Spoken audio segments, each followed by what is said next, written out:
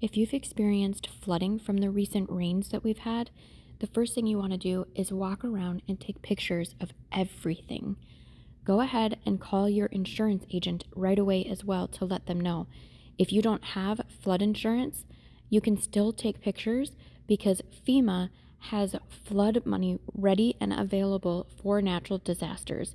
Sometimes you can qualify for that if you prove that the flood has damaged your items.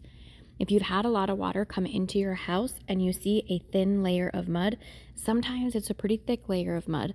You need to know it's not just mud, but it can have fecal matter from people and animals that come in with the water.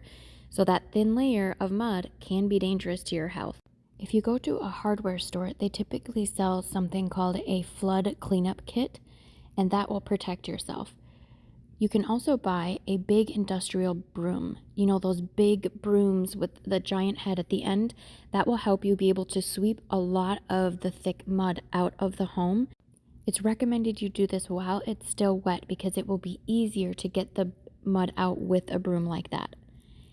If you have a thick layer of mud, not just a thin layer, you could use a water hose or a pressure washer to get a lot of that thick mud out.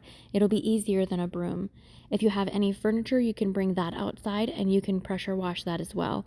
Wood, plastic, metal, and stone typically clean up really well with the hose, but other items are probably damaged and need to be thrown away, especially anything with fabric because it probably has seeped inside and you'll need to throw that away.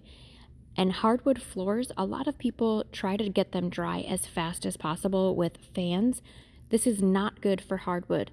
Try to leave them to dry naturally. If you use a fan to dry them really fast, it will make the floors bow. If you have been affected by the recent flooding, post below and we can try to help each other recover.